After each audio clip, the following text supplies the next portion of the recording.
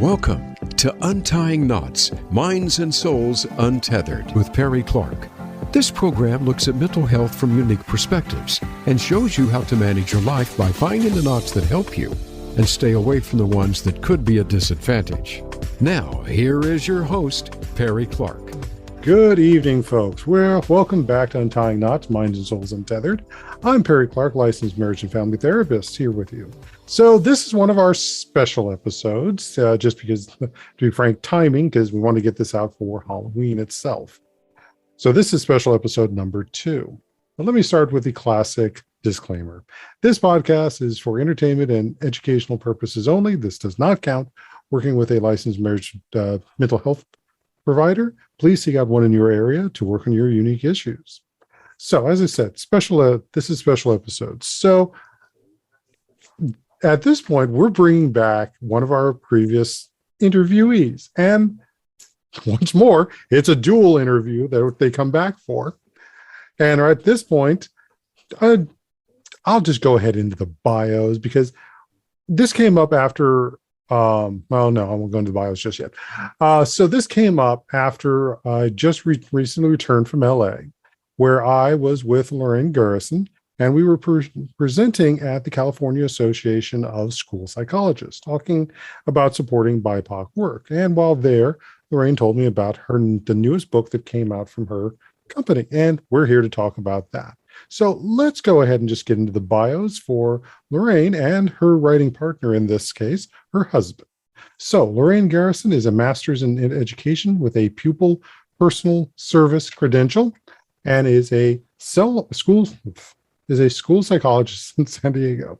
She is author, advocate, and regular speaker on the topics of neurodiversity, disability intersectionality, and meeting BIPOC needs at Comic-Con International, California Association of School Psychologists, Gender Spectrum Symposium, and others. You can find more information about her and her company, Little Brainstorm, at littlebrainstorm.com, where little brains create big ideas. And her partner in this and husband, Justin Tracy, former writer, illustrator, theater director. Justin loves to tell meaningful but weird stories that kids and adults may enjoy together and have a conversation about after. So we're here tonight to have a conversation about their newest material. Welcome to Untying Knots, folks. Thanks so much for having us. How's your recovery from this weekend going? Oh, wow. Yeah, it's, Perry, you and I have been passionate about Black, Indigenous, people of color issues and advocating this since forever. And we've been fortunate enough that we've been given platforms to speak. And it's been, I feel very blessed, and it's been a blessed ride so far. And I hope that we can keep doing this. Mm-hmm. I'm very, very excited to be here again. Thank you so much, Perry, for having us. And we're excited to tell you about our book and how we got here. And just in time for spooky Halloween. Exactly. So, Justin, welcome to the show. First time here. How did you get into all of this? Oh, man. Well, thanks, Perry. We really appreciate you having us on. I've been writing since I was a kid, but I always kind of didn't have the self-confidence to go the whole way through. I wrote like a little comic strip based on kind of Calvin and Hobbes when I was a kid. And it was about these skeletons who went to Washington, D.C. And there was a family of skeletons. And the one got into a fight with the other and knocked his head all the way off. And it hit the Washington Monument and knocked it over. And I thought it was silly, but for some reason, I didn't have confidence that anybody else would like it. And I didn't show it to anybody. And so I was always it was a bit of a troublemaker growing up. And I was always in trouble. I was literally in second grade. I spent more time in the principal's office than I did in my home classroom, literally.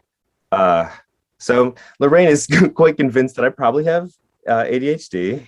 Yeah. It's really interesting when Justin and I got married and we had a child, we wanted to do better than how we were raised because, we both have, instances of trauma in our past experiences. And so Mhm. I was fortunate enough to get a scholarship with these classes called Resources for Infant Educators. And it really taught me to have not only a different relationship of how to raise our child, but also to have a different relationship with each other. And I went to the classes too. It was great. Mhm. Yeah, so we both went as parents as a class. And so the core of Resources for Infant Educators is seeing the child, even as an infant, as someone who is independent, someone who has their own thoughts and feelings. And a lot of it is asking permission. So Perry, you and I talk a lot about power dynamics. Mhm. And so, Very much. yes, very much so. So this was a new concept for me that, as a parent, it is not a power structure, but more of a compatible, symbiotic relationship, listening to a child as young as soon as they're born, like even when changing their diaper, asking permission When you're picking them up. Asking them how they feel as early as It's immediately. immediately, as soon as you can. And so this was a mind-blowing concept for me, at least. I would say for you too, right? I mean, my parents are good parents and they're educators, but nobody's perfect, right? And this was like a refinement of their best job, and just like scientifically based and research based and proven to work. And Lorraine got us, this scholarship for classes, and it really changed how we see everything. And that's what really got you into teaching, right? Like I said, my family were all educators. So I grew up, my mom was an administrator at a reform school for boys where I worked after my senior year of high school during the summers in college. And then you worked there. You worked at you're at the reform school and you were like, I'm not doing that, right? It wasn't for me. It wasn't for me. So I stepped away for a long time and they kept saying, you'd be a great teacher, but I wanted to live a life. I wanted to go out into the world and just adventure. And I didn't feel like teaching was a good thing yet. So long story short, met Lorraine in Seattle. And what were you doing in Seattle, dear good sir? Oh, well, truth be told, me and my two greatest friends from college moved across the country to pursue radical avant-garde theater in Seattle. It's true. And succeeded. It was fun. It was fun. Yeah, it was good. And then I decided to move to New York because I wanted my master's in management and urban policy. She gave me an ultimatum. She said, kid, she's 8 years older than me. She said, kid, you got 1 year to figure it out. And so we decided to move. And get married and do the whole thing. Blah, blah, blah. New York City, blah, blah, blah. I decided I want to go to grad school for film. I stopped acting. I found acting wasn't really it wasn't fulfilling to me because I didn't like telling other people's stories. I really wanted to tell my own story. So then in the end, we've been working super hard on figuring out how to tell these stories, how to make something that matters now to the people who are interested in, the problems we have today. And since I work in a high school, I'm a theater director and teacher, and Lorraine's a school psychologist, we really have learned what it is that is driving kids today and what's important to them. So we're writing books that are both fun and adventurous and complex, but right there too. They're the kind of thing that if you're young, you're going to enjoy it, and if you're older, you will too. Well, what we also found, like when I started doing my school psychology job, we also found that perhaps, Justin, that you might have ADHD. You were impulsive.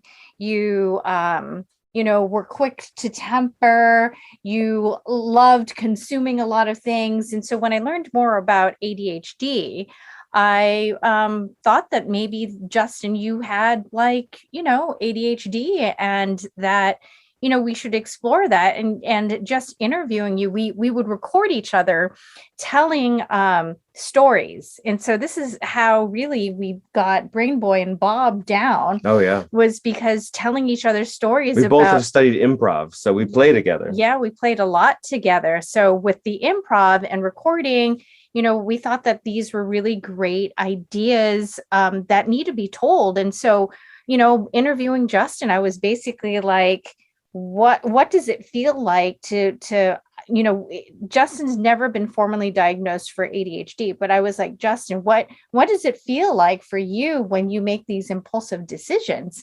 And he told me it was like his brain was like jumping out of his head and it wasn't him. And I was like, this is a really great character. We'll have like Bob and then we'll have Brain Boy, because the alliteration sounds really, really good. So that's how we came up with this idea, just like with the interviews and the impulsivities, because, I feel like I'm a little bit impulsive as well. I've never been formally diagnosed either, but that, Dave Pilkey has been a big influence on us, and seeing that and realizing like, yeah, I can relate to this. And certainly I think we need to destigmatize mental health, especially for young kids. And I think it's really important that we advocate for those who are neurodivergent. Definitely. And I think there's two different directions we can go with this. One, which is definitely talking about the character in the book. But I think the aspect of the late recognition of things such as ADHD as well as ASD, which is just the autism spectrum disorders, is something we can definitely talk in our second half on. But that's absolutely. Let's go further into this aspect of, we got the inception of Brain Boy.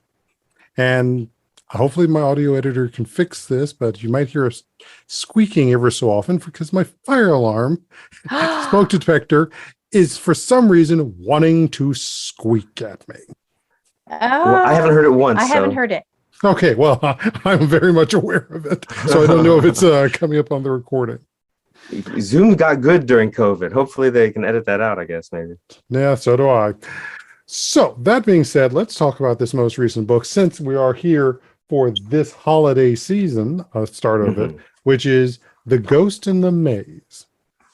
So I did have a chance to read it the other night and such. And I love very much the fact that it's not just a story. It's not just an adventure book. There are those classic elements of the old workbooks where we actually have mazes in here that you can actually do with your kid or for yourself. So what was the inception around this? That's a great question. So Justin is a poet, and he also likes to like rhyme and do a lot of things. And rhyming is really good for phonetics. So that when our son was itty bitty bitty, we would just rhyme words with them, do all sorts of fun phonetic songs, and like I said, Justin's really good at it. He did it professionally for a little bit. In college, my job was singing telegrams, and I would once in a while get a gig where I would write a rap for it and like show up as a white awkward rapper, and it was genuinely a treat. It was really fun. So the concept came out of many of my panels that I speak on. So I speak upon the intersectionality of marginalized communities, which is basically, as a woman of color, I support Black, Indigenous people of color, advocate for them, advocate for their rights.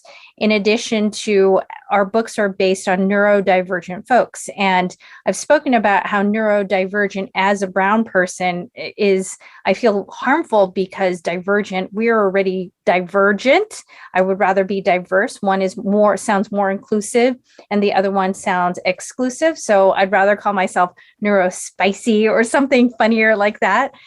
There's what was neuroqueer was a really good word that I heard. And the other group that I'm very passionate about is the rights of LGBTQIA. Definitely. And we've got a new one now, artificial intelligent rights. And so there's yes. we've got a lot of interesting topics that we like to cover. I mean, we only have so much time, but the concept of they them came a lot when I was counseling high school students last year, right after COVID, getting those terms out. She, her, they, them, he, him. I had students who would prefer to be called it. So, or Zem, I think, is one. Mhm. Zem, Z was another Mhm. one. And I know, Justin, you work with a lot of students too that have preferred pronouns. Oh yeah. So I'm a drama teacher, and a lot of my I have several. I think I have probably a higher percentage of the trans kids than most other like clubs, which is great. Whatever. They're just good people. And I think that's kind of the thing that we at my school we had a trainer named Dr. Stephen Johnson, who is great, and he told us about how important it is to intentionally cherish the differences. And this, the particular way he phrased it, I don't think I'm doing it justice, but it really struck me. And it's like, it's like, it's not that they're different, and that's the thing we have to overcome. It's that they're different, and how can I help them succeed in the best possible way? Accepting differences. And as Perry, you and I talk about this a lot, supporting LGBTQIA plus, the whole rainbow, it's really important because those teenagers are 20% more likely to die by suicide. We know this as therapists. Well, they're right? also wonderful, happy people who just should be Can able be to. happy. Well, Can they be. should be. They should just have the chance to live who they are and be who they are, and not have people be mean to them. And so that's kind of the whole point. Is it's like focusing on doing something to put these thoughts into people's head that maybe they wouldn't have been there otherwise, and to do it in a way that's compelling, because that the mazes, like you said, that activates your brain, right? So one of my goals is that the art itself changes the viewer. When we were in Seattle, the coolest play, or at least the biggest play I did, was for two-time Tony Award-winning director Bartlett Sher. I was in The Skin of Our Teeth by Thornton Wilder at the Intiman the year after they won their Tony for Outstanding Regional Theater. And being with him when he was the artistic director, I really did learn a bunch of things. But one of the things he told me was that the whole point of a play is you get 7/8 of the way through, you set up, and then right then is when there's something that changes the audience. And you want to make something that permanently changes your audience. And it's not always easy to do, but I think that is an interesting goal, at least, to pursue. Yeah. So in our books, we want to incorporate, I grew up with a Black father, and my mother is Vietnamese. My biological father is Filipino. I grew up on the island of Guam. I'm as diverse can be.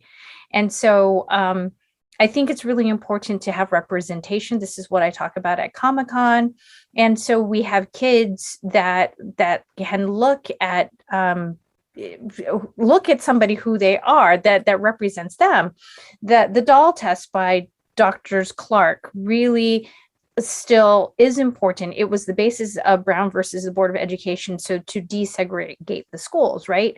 And so it's really important to have brown kids to see what they look like. Miss Marvel is a really good example of that.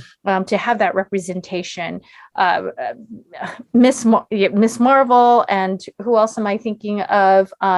Black Ariel Under the Sea. I mean, I think these are all really great representation, and that we need to take note that, one, all people of color are not a monolith, and that see us as human beings, see us as something then othered.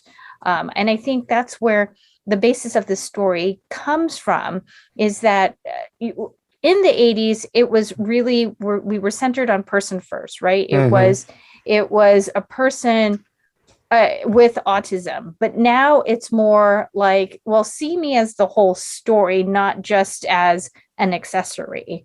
I think that's the point of our stories, is to see that we all have our strengths, we all have our weaknesses. How can we work together? I'm not taking anything away from you when you have a weakness or you have a strength. I want to highlight that. I want to boost you up.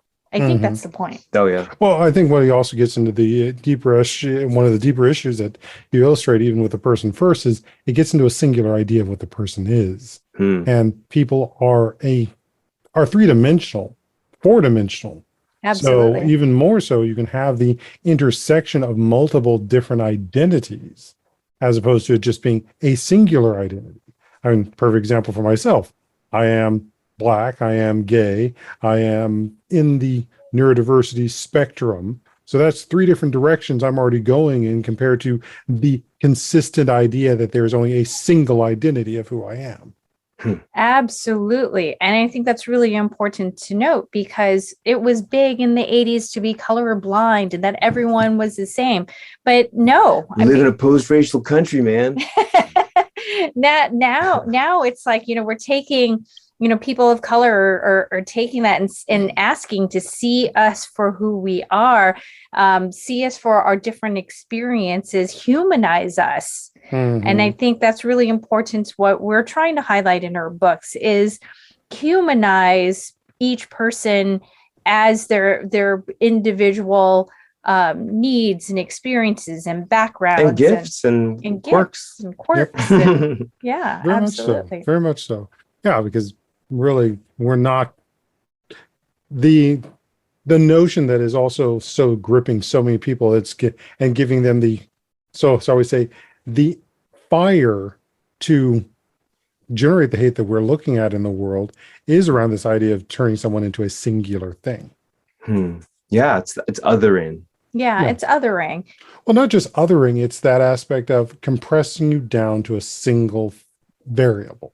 Oh, yes, absolutely. That's great. Whether it's female, whether it is male, whether it is of color, but it becomes down to the singular idea of what you are. Yes. And and to dispel the myths, right? I hate that model minority myth, right? I also hate that people don't look at Black excellence. That's another issue that I have, right? And then what we recently heard with the Los Angeles City Council. I mean, the president of the city council was saying awful things about the indigenous people of Mexico. You would expect that, because they're Latino or considered Latino, that she would support all Latinos, but that's not necessarily true. So there's that myth even within the different minorities of that we all get along, and sometimes we do and sometimes we don't. So we're not a monolith, which is part of where the makeup of the characters in the book, because you actually introduce you have three characters that start off the book and then you introduce two more in the process. Yeah. Well, so these characters are much bigger than just this book. It's kind of, I was talking to my students. I read it to one of my classes of high school kids today, and they really enjoyed it. They said it kept them interested the whole time, which, hey, I'll take that. So what we don't know about Bob from this book is he's half white and half Filipino. And what we don't know about Wednesday is she's half Black and half Mexican from TJ. And, because of the communities that we live in, I feel really fortunate to be in a place where I feel like I can honestly write from those perspectives pretty well. I need the research too. I need the, we'll make sure to include editors, but I just feel like we have a lot of good feedback as well. That's the goal for sure. Yeah, we have a lot of good feedback, and we're trying to write through authentic voices, authentic experiences. Like I can certainly write from someone growing up on the island of Guam, being raised by a Black father and having a Vietnamese mother and having all sorts of fun trauma that comes with that. So that's, we want characters to be relatable, to have that voice of authenticity, to not be ashamed of our neurodivergency, and to be encompassing of mental health, teaching social emotional learning. Something really important is what I don't see in dramatic literature or frankly any like narrative usually is like some decent characters, like people are usually pretty rotten. And what's a challenge is in order to have drama, you need to have tension. And so there's definitely times where you're going to have to show like bad things happening, but I'm trying really hard to write about, and we together in the process, because I'll do a draft, she'll edit and do a draft, and sometimes she has the whole idea, but we always bounce it back and forth. So it really is written by both of us. But how do we make it so that it tells a story worth telling? I don't know. Does that make sense? Yeah, absolutely. What I mean, we want beyond neutral good, right? Yeah. You talk in terms of D&D. True. And so, Fair play. Yeah. awesome. Yay. Well, neutral good, I think, is the best alignment. Hot take. I think neutral good is the best. And the reason is because you do what's good, kind of no matter what that is, you know? And I think that like fun adventure stories are like that. I feel like Indiana Jones is close to neutral good. He's sure trying, you know? I would have put him more as chaotic good then. Fair enough. I was going to say that, but thank you, Perry. Yes. Chaotic is good for indie. I mean, usually when I try to play characters, I try to go for neutral as much as possible. Although I think my personality, as a friend of mine put it, is that you're lawful good, aren't you? Oh. Do you play druids? I'm right now playing a druid. Aha. But usually there's that. Wow, the way we got off on that subject. Tangent. I can D&D talk. I like it. Oh, very much so.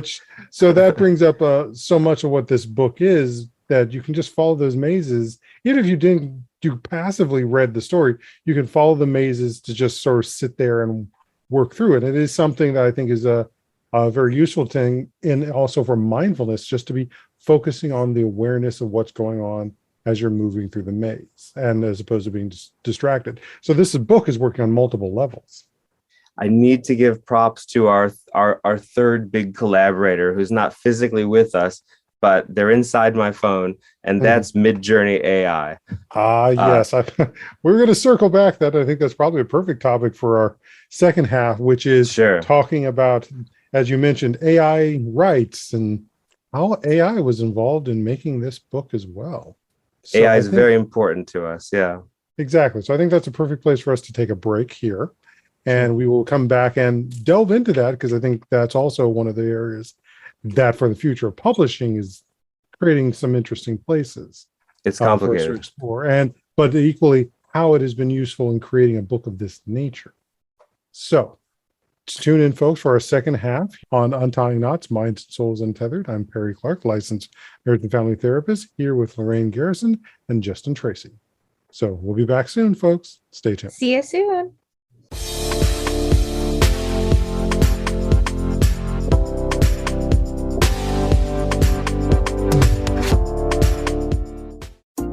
Our lives and the world around us can get messy and frustrating. Untangle and Grow Counseling's focus is to untangle that mess and make sense of it, so you have a good foundation to build and grow from. Visit us on the web at untangleandgrowcounseling.com. Perry Clark offers individual psychotherapy, couples and family therapy, and adolescence therapy from a variety of coping materials and resources. Visit untangleandgrowcounseling.com for more information.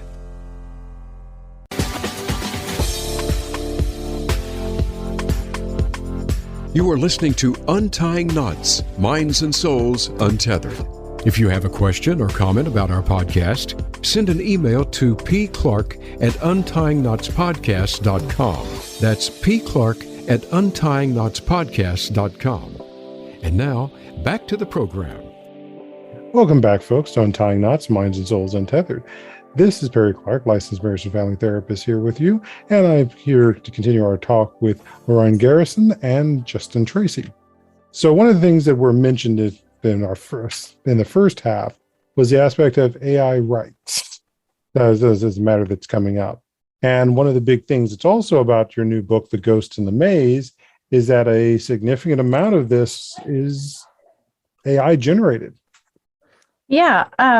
First, I wanted to call back to some of the things that you talked about in the first part. And one of that is I want to say that we were influenced by you, Perry, as well, because Untangling Knots, a lot of that mazes was me thinking about how we do therapy. The name of your company is a lot of therapy is organizing the thoughts, untangling those knots. And so when we were creating this idea of ghost in the maze, it was a chase scene, and I was working with a student who really liked our first book and wanted more. And then she was like, "Do you have any mazes?" And I was like, "I don't have any mazes." And so so that she was like one of my influences to really talk about, like, and then we were thinking about, Justin and I were like throwing these ideas around, and we're talking about the labyrinth, and then Justin was like, oh wow,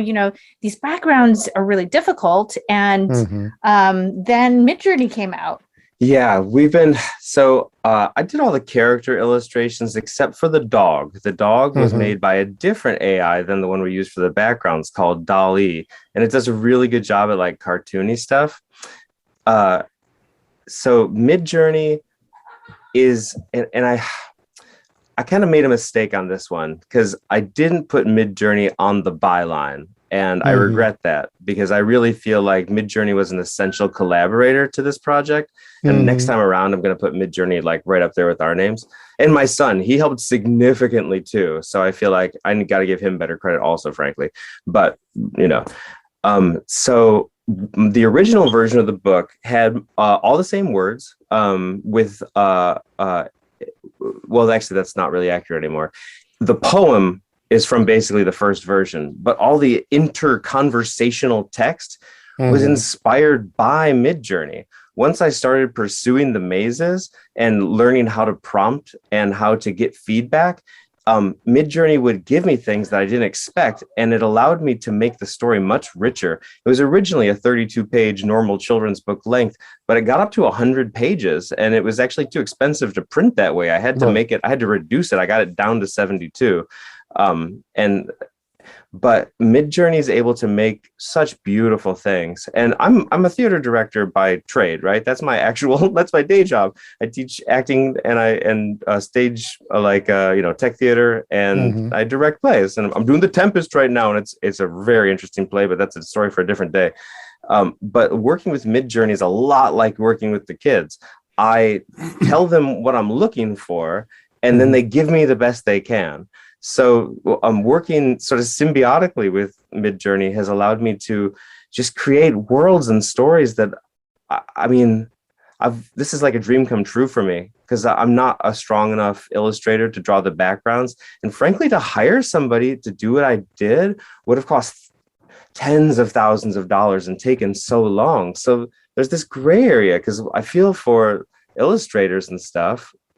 And I wonder, but some of those pictures are like 3 or 4 different pictures, and I have to edit all of them. The mazes don't start looking good. They start looking like chaos, but they're still like, they've got the heart of a maze in them. So then I have to edit everything. Yeah, like the door into the white zone, that's like 3 images there. And, there's a lot of them that are multiple images.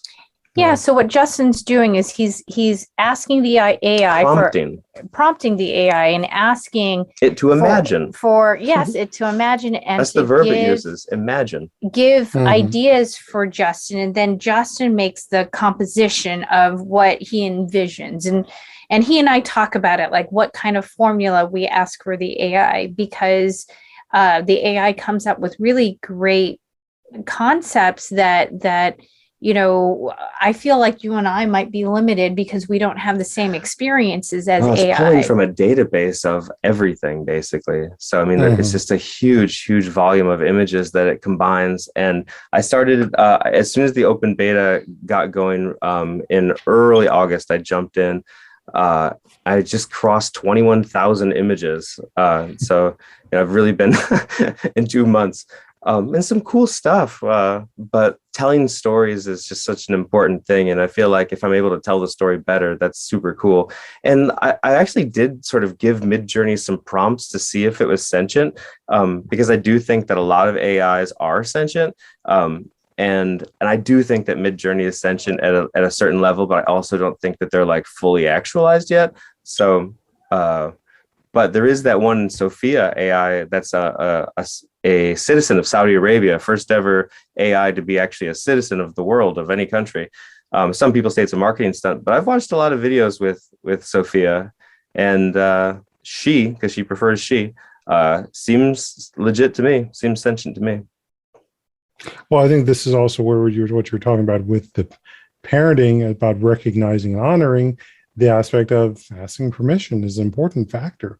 But I think it just also goes into just general emotional development for people as a rule, especially when we're talking about kids who are going to eventually be adults. And I want to repeat that again, people. Those children will eventually be adults, and they will have the power to say no. Will you listen when they say no? And that gets into the power dynamics we've talked about before, especially once a child becomes an adult child. They have the power to say no. Absolutely. Absolutely. Permission is really a big thing that I've learned as an adult.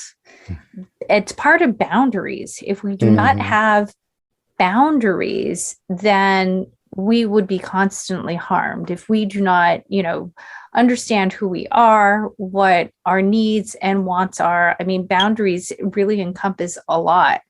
And we learn that in cognitive behavior therapy too.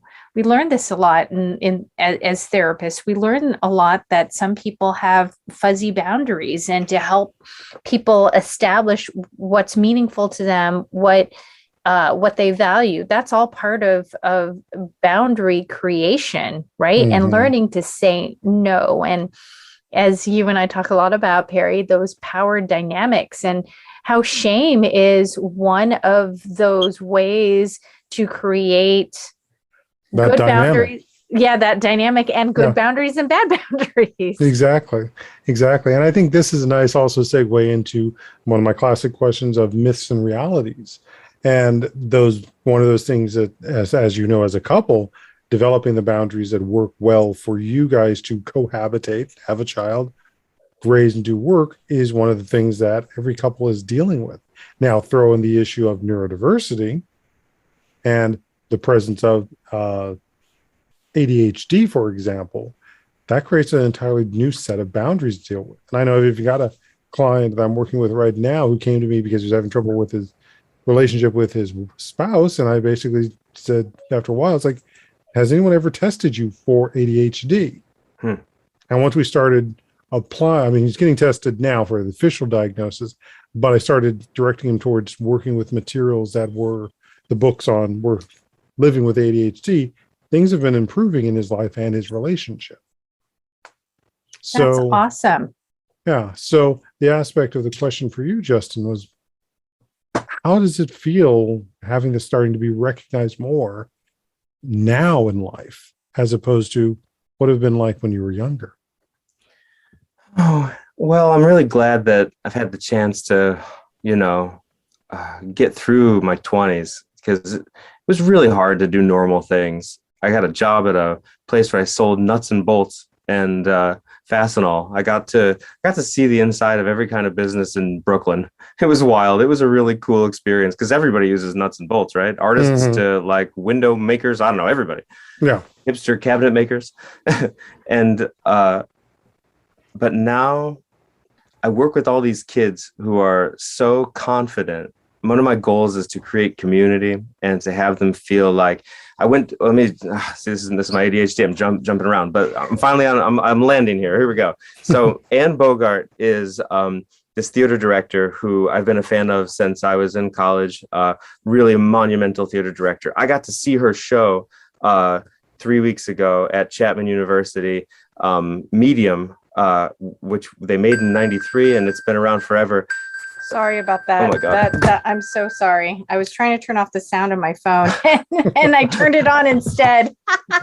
So the point is that I'm able to bring this information to my kids, and I get to work with them. And we a lot of them are ADHD too, and so and to collaborate with these kids and to sort of try to model that it's okay to be a little weird, and that, we're making cool stuff and we're having fun doing it.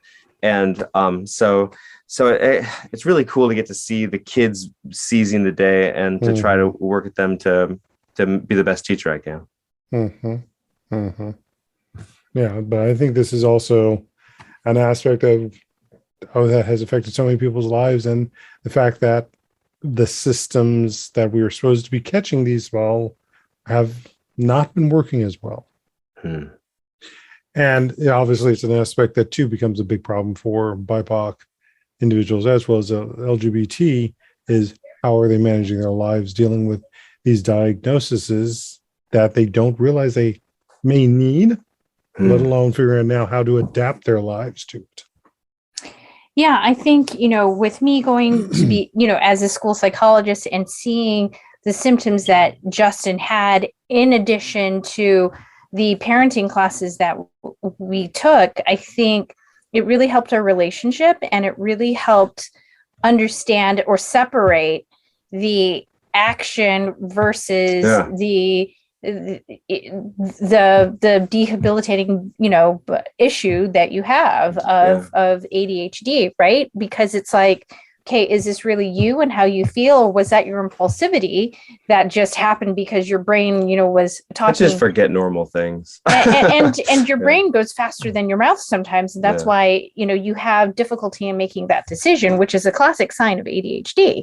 Right? You spit these things and like, do you really mean to say that? And, and I should be hurt by this, or was it just something impulsive, And like, yeah.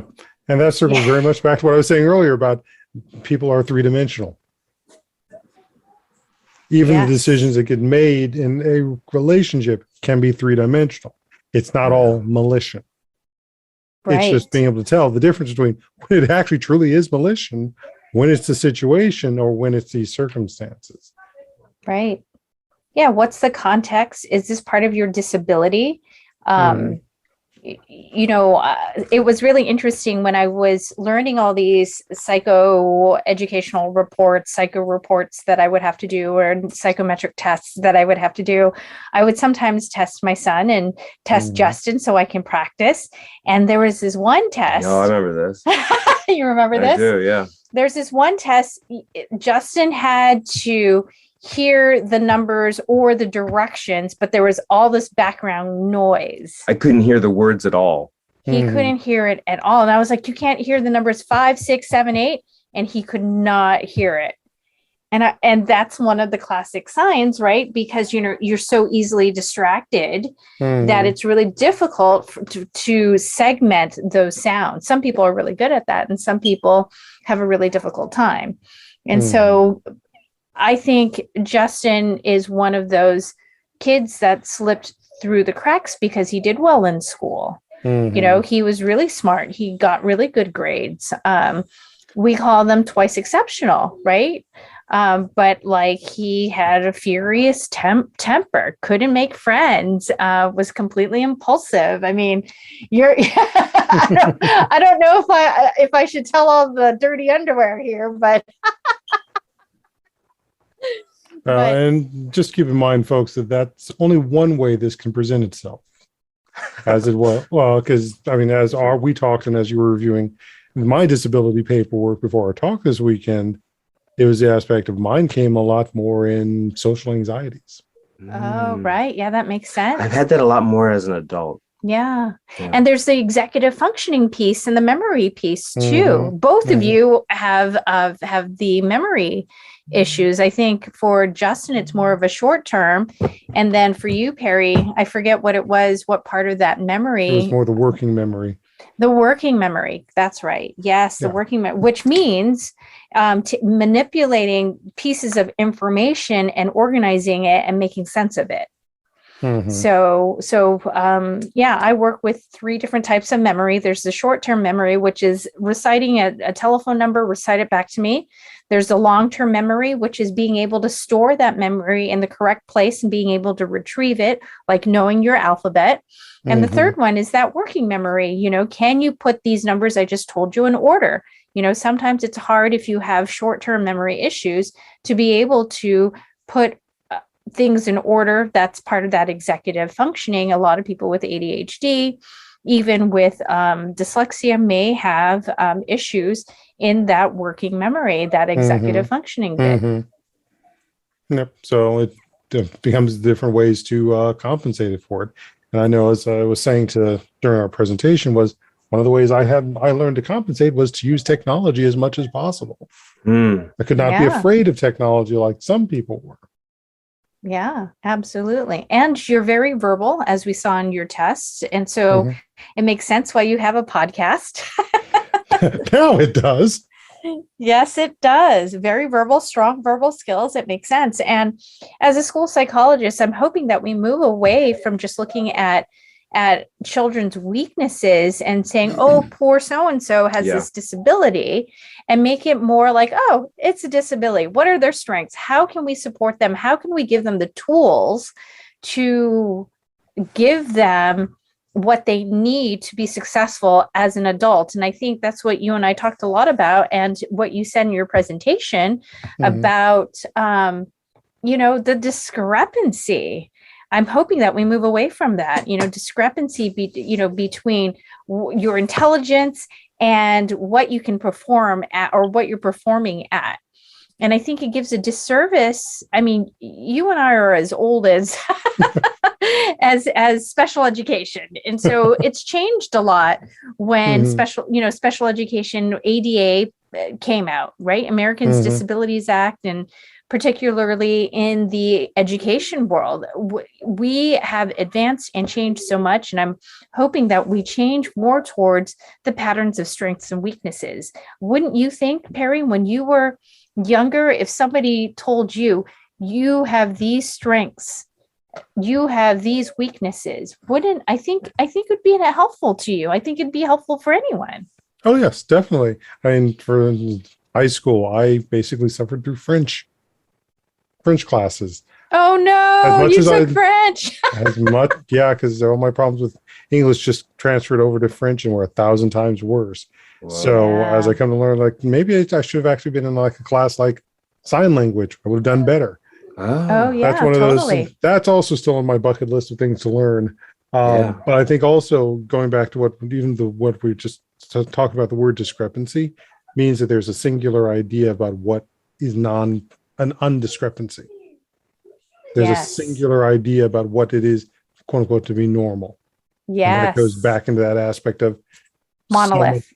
The monolith. And it's much easier for some people to look at things from a monolith standpoint. And they're not going to give that up because, as far as they're concerned, it makes sense of the world. Yes, having that one definition. When people are more nuanced and 3, 4, 5 dimensional. We are to the nth dimension, really. Yes, absolutely. Well, I think that's a great place for us to be wrapping up. And I want to thank you for giving me a chance to look at the copy of The Ghost in the Maze. So where can folks find you to find more of The Ghost in the Maze and your other book, The First Day of School Jitters, and your other materials? Well, if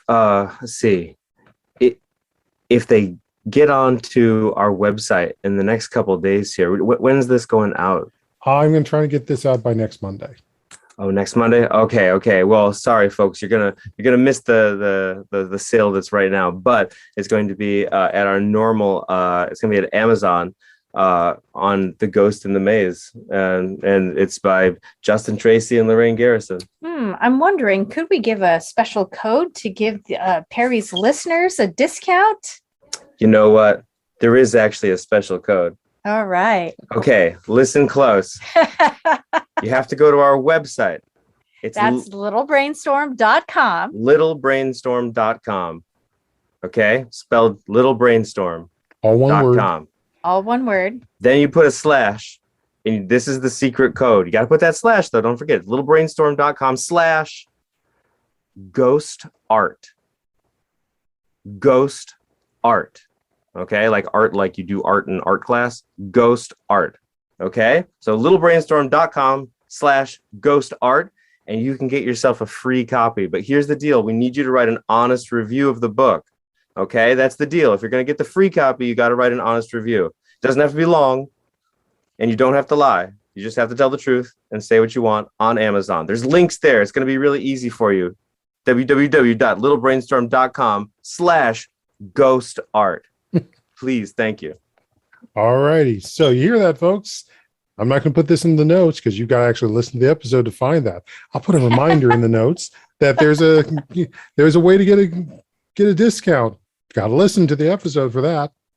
Awesome. So I want to thank you again, and until our next presentation on something, which at this point is going to be next year. It's been a long summer.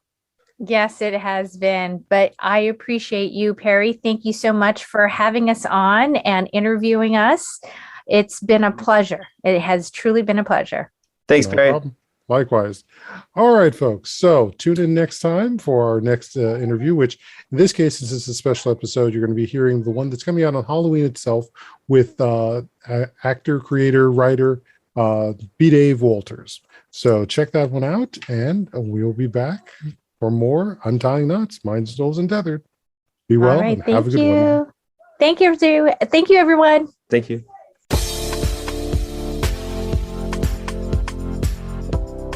Thank you for tuning in for Untying Knots, Minds and Souls Untethered. Be sure to join your host, Perry Clark, for another episode on the podcast coming soon on the Voice America Empowerment Channel.